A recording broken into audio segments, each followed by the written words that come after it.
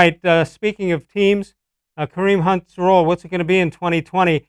And Andrew Erickson of Pro Football Focus says the Browns relied on Hunt last season as a receiver with injuries to the tight end position. That's not the case in 2020 after the acquisition of Austin Hooper. So projecting Hunt in the same type of pass volume in 2019 seems unlikely. What do you think about that? I don't know that because he came in the middle of the season, I'm not so sure how much they tried to depend on him.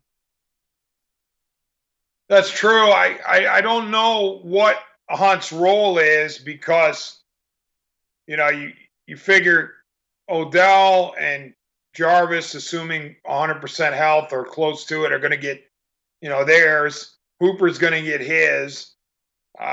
Chubb's got to get his. Maybe Njoku gets some. What does that leave for Hunt? And you also have the third receiver in there too. So what does that leave for Hunt? I don't know. I guess it's the cliched good problem to have. And obviously Hunt, he wants numbers next to his name because he's trying for his next contract. So it'll be a situation where they're going to have to keep him in line, and he's going to have to buy into the team just as everybody else is. All right, Jake Trotter of ESPN says the Browns boast one prior NFL rushing champ, that's Kareem Hunt, and nearly another in Nick Chubb, who was 47 yards away from becoming one himself last season. In Stefanski's run-heavy attack, look for both to touch the ball even more per game this season, also factoring in the addition of blocking fullback Andy Janovich. The Browns figure to be a load in the running game. You know what I don't want to see. And let's look at the play calling here in the 2019 season. The Vikings ran the ball on 49.1% of their plays, third most in the NFL. The Browns ran it 40.4% of their plays, 15th most in the NFL. And Hunt with 43 carries, 179 yards and 2 touchdowns, 37 catches, 285 yards, and 1 touchdown. We heard the offensive coordinator, Van Pelt, talking the other day. What I don't want to see, D-Man, is them trying to get tricky here and saying, okay, we're going to play the first game this way, then the second game this way. I'd like to see them just show that they can do the same thing game after game after game. If they have to get tricky in certain situations, I guess that's okay. But I'd like to see the strength of the team, which seems to be consistency, or should be consistency. Well, I hear you, Les, but I think you can walk a fine line in terms of, changing it up game to game. Think of Belichick, okay? The gold standard of coaches, the gold standard of teams. By the way, we'll see how he does without Brady for the second time in his, realistically, the second time in his career.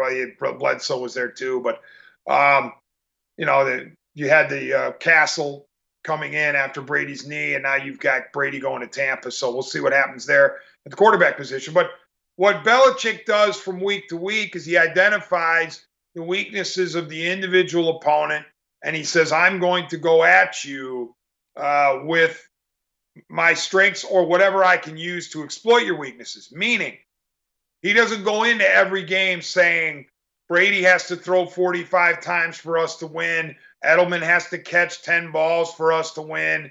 Whoever the running back is in that particular week has to carry the ball 20 times for us to win. He goes by what the game dictates. And if X player has a big game, you may not see him much the following week. Now, I realize with a player of Chubb's caliber, you fully expect him to be featured in every game. But there could be a situation where other guys are more capable of exploiting opponents' weakness, and Chubb doesn't have the glowing stat line, but the Browns still win. All right, here's the dumbest question of all. Is it possible they have too many ways to go here, too many things to exploit other teams with? Or, I mean, you never have enough talent, I guess, but it seems it's diverse here on this team. Les, you do not have too many weapons. You do not have too many good things as long as everybody buys in. Okay? When the times when you have too many skill position players, that occurs when people start squawking. When you have a receiver saying, I got to get mine, or a running back saying, I got to get mine, or a quarterback saying, I got to throw for 300, or I got to throw for 4 TDs. That's the only time, in my opinion, when the excess of riches can actually be a negative.